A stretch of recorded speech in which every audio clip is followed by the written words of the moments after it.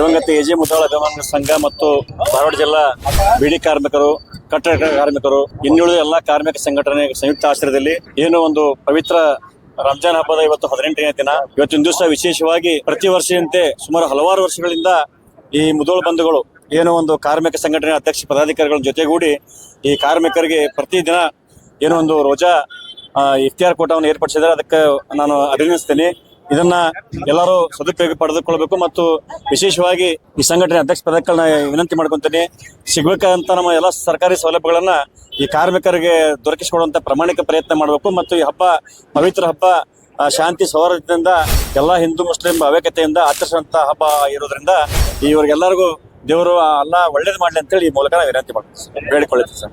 ರಾಜಶೇಖರ ಮೆಣಸಿನಕಾಯಿ, Hubballi sir. AJ Mudhol ಭವನದ ಮುಂದಿನ ಭಾಗದಲ್ಲಿ ಏನು ತಿಂಗಳ ಪೂರ್ತಿ ಉಪವಾಸ ಕೈಗೊಳ್ಳುತ್ತಾರೆ ಆ ರೋಜ್ದಾರ ಒಂದು ಅನ್ನ ಸಂತರ್ಪಣೆ ಈ ದಿನ ಎಜೆ ಮುದೋಳ ಅಭಿಮಾನಿಗಳ ಸಂಘ ಹಾಗೂ ವಿವಿಧ ಕಾರ್ಮಿಕ ಸಂಘಟನೆ ಒಟ್ಟುಗೂಡಿ ಈ ರಂಜಾನ್ ಹಬ್ಬದಲ್ಲಿ ಇಫ್ತಾರ್ ಕೂಟವನ್ನು ಏರ್ಪಡಿಸಿದ್ದಾರೆ. ಸರ್ವರಿಗೂ ಸಹಬಾಳ್ವೆ, ಶಾಂತಿ, ನೆಮ್ಮದಿ, ಸೌಹಾರ್ದತೆ ಮೂಡುವಂತಾಗಲಿ ಅಂತ ಹೇಳಿ ಈ ಸಂದರ್ಭದಲ್ಲಿ ನಾನು ನಜೀರ್ ಅಹಮದ್ ಕೋಲ್ಕರ್, ಹುಬ್ಬಳ್ಳಿ. ಪವಿತ್ರವಾದ ರಂಜಾನ್ ಹಬ್ಬ ಸತತವಾಗಿ ಪ್ರತಿ ವರ್ಷದಂತೆ ಈ ವರ್ಷ ಕೂಡ ಎಲ್ಲಾ ಕಾರ್ಮಿಕರ ಸಂಘಟನೆಯನ್ನು ಸೇರಿಕೊಂಡು ವಿಶೇಷವಾಗಿ ಕಟ್ಟಡ ಕಾರ್ಮಿಕರಾಗಿರ್ಬೋದು, ಬಿಡಿ ಕಾರ್ಮಿಕರಾಗಿರ್ಬೋದು, ಆಟೋ ರಿಕ್ಷಾ ಚಾಲಕರಾಗಿರ್ಬೋದು ಹಾಗೂ ಇತರ ಕಾರ್ಮಿಕರ ಸಂಘಟನೆಯನ್ನು ಸೇರಿಕೊಂಡು ದಿವಂಗತ ಎಜೆ ಮುದೋಳ್ ಕಚೇರಿ ಎದುರುಗಡೆ ಇವತ್ತಿನ ದಿವಸ ಕಡು ಬಡವರಿಗಾಗ್ಲಿ ಕಾರ್ಮಿಕರಿಗಾಗ್ಲಿ ಏನ್ ಇವತ್ತು ರೋಜಾ ಇಡುವಂತ ಸಂದರ್ಭದೊಳಗೆ ಜನ ಬಹಳಷ್ಟು ರೋಜಾ ಇಟ್ಕೊಂಡು ಇವತ್ತು ಇಫ್ತಾರ್ ಕೂಟ ತಾವು ಏನು ಕಾರ್ಮಿಕರು ಏನು ಏರ್ಪಡಿಸಿದ್ದಾರೆ ಆ ಕಾರ್ಮಿಕರಿಗೆ ಮೊಟ್ಟ ಮೊದಲಾಗಿ ನಾನು ಅಭಿನಂದಿಸ್ತೇನೆ. ಇಂಥ ಕಾರ್ಯಕ್ರಮಗಳು ನಿರಂತರವಾಗಿ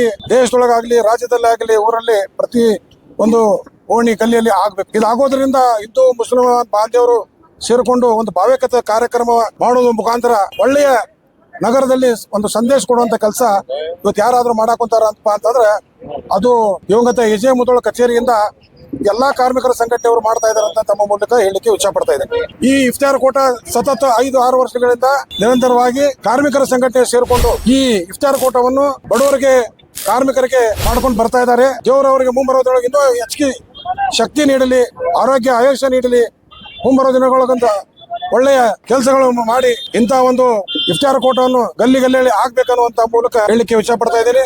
ನನ್ನ ಹೆಸರು ಬಾಬಾಜಾನ್ ಮುದೋಳ್, ಸಾಮಾಜಿಕ ಹೋರಾಟಗಾರರು. ನೋಡ್ರಿ, ಸುಮಾರು ಆಟೋ ರಿಕ್ಷಾ ಚಾಲಕರು 1965ರಿಂದ ಹುಬ್ಬಳ್ಳಿ ಒಳಗೆ ಈ ಸಂಘಟನೆಯನ್ನು ನಮ್ಮ ತಂದೆಯವರು ದಿವಂಗತ ಎಜೆ ಮುದೋಳವರು ಊಟ ಮೊದಲು ಟಾಂಗಾ ಇದ್ದು ಆ ಟಾಂಗಾದಾಗ ಜನ ಹತ್ತೋಳ್ರಪ್ಪ ಅಂತಂದ್ರೆ ನಮ್ಮ ತಂದೆಯವರು ಆ ಕಾಲದೊಳಗ ಟಾಂಗಾ ಏನ್ ನಡೆಸ್ತಿದ್ರು ಅದೇ ಟಾಂಗಾದವ್ರಿಗೆ ಆ ಟಾಂಗಾವನ್ನು ಮಾರಿಸಿ ಅವ್ರಿಗೆ ಪುಣೆ ಕರ್ಕೊಂಡು ಹೋಗ್ತಾರೆ. ಪುಣೆ ಕರ್ಕೊಂಡು ಹೋಗಿ ಹುಬ್ಬಳ್ಳಿ ಒಳಗೆ ಪ್ರಪ್ರಥಮವಾಗಿ ಒಂದು 5 ರಿಕ್ಷಾಗಳನ್ನು ಪ್ರಾರಂಭ ಮಾಡ್ತಾರೆ. ಆ 5 ರಿಕ್ಷಾ ಹಿಡ್ಕೊಂಡು ಇವತ್ತು ಹುಬ್ಬಳ್ಳಿ ಧಾರವಾಡ ಅವಳಿ ನಗರದೊಳಗೆ ಸುಮಾರು ಒಂದು 25,000 ಆಟೋಗಳು ಇದಾವೆ, ಒಂದು 40,000 ಡ್ರೈವರ್ಗಳು, ಒಂದು 25,000 ಕುಟುಂಬಗಳು ಇವತ್ತು ಈ ಆಟೋ ರಿಕ್ಷಾ ಚಾಲಕರಿಂದ ನಡೀತಾ ಇದೆ ಅನ್ನುವಂತ ಈ ಸಂದರ್ಭದಲ್ಲಿ ಹೇಳಿಕೆ ಇಚ್ಛೆ ಪಡ್ತಾ ಇದೆ. ಕಟ್ಟಡ ಕಾರ್ಮಿಕರು ಸುಮಾರು ಒಂದು 20-25 ವರ್ಷದಿಂದ ಈ ಸಂಘಟನೆ ನಮ್ಮ ಕಚೇರಿ ಒಳಗೆ ಇದೆ. ಅವರು ಕೂಡ ಪ್ರತಿಯೊಂದು ವಿಷಯದಲ್ಲಿ ಮುಂದಾಳತ್ವವನ್ನು ವಹಿಸಿ ಇಂತಹ ಸಾಮಾಜಿಕ ಸೇವೆಯಲ್ಲಿ ತೊಡಗಿಸಿಕೊಳ್ಳುವಂತ ಆ ಕಟ್ಟಡ ಕಾರ್ಮಿಕರಿಗೂ ಕೂಡ ನಾನು ಈ ಸಂದರ್ಭದಲ್ಲಿ ನಾನು ಅಭಿನಂದಿಸ್ತೇನೆ. ನಮ್ಮ ಕಚೇರಿ ಹುಬ್ಬಳ್ಳಿಯ ಹೃದಯ ಭಾಗದಲ್ಲಿ ಹಳೆ ಹುಬ್ಬಳ್ಳಿ ಮತ್ತು ಹೊಸ ಹುಬ್ಬಳ್ಳಿ ಮಧ್ಯದಲ್ಲಿ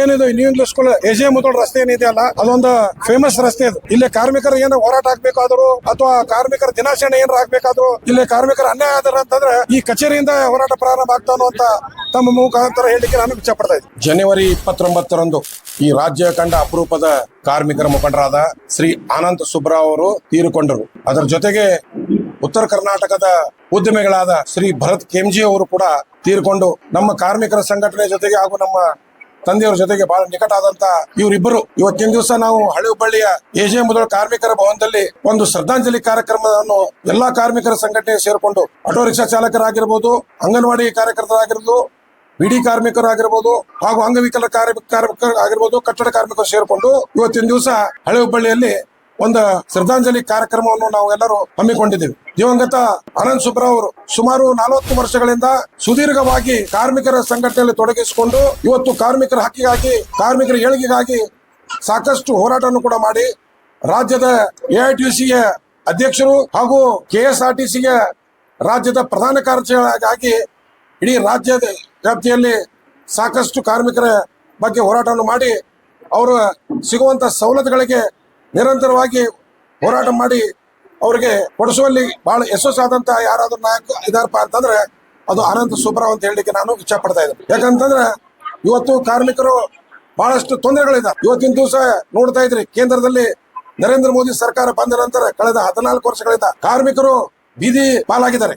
ಯಾಕಂದ್ರೆ ಕೇಂದ್ರ ಸರ್ಕಾರ ಈ ಹಿಂದಿರುವಂತ ಕಾಂಗ್ರೆಸ್ ಸರ್ಕಾರದಲ್ಲಿರುವಂತ ಒಂದು ಒಳ್ಳೆಯ ಯೋಜನೆಗಳು ಕಾರ್ಮಿಕರ ಪರವಾಗಿತ್ತು.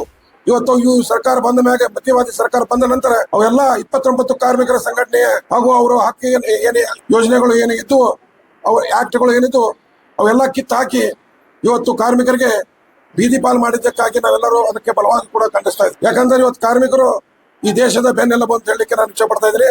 ಇವತ್ತು ಕಾರ್ಮಿಕರು ಇರ್ಲಿಲ್ಲ ಅಂತಂದ್ರೆ ಈ ದೇಶ ಇಷ್ಟೊಂದು ಮುಂದುವರಲಿಕ್ಕೆ ಸಾಧ್ಯ ಇರಲಿಲ್ಲ. ಇದೊಂದು ಅಭಿವೃದ್ಧಿಯ ಮುಂಬರುವ ದಿನಗಳಲ್ಲಿ ಏನಪ್ಪಾ ಕಾರ್ಮಿಕರು ನಾವೆಲ್ಲರೂ ಸೇರಿಕೊಂಡು ನಮ್ಮ ಹಕ್ಕಿನ ಪರವಾಗಿ ನಾವೆಲ್ಲ ಹೋರಾಟ ಮಾಡಬೇಕಾಗಿದೆ.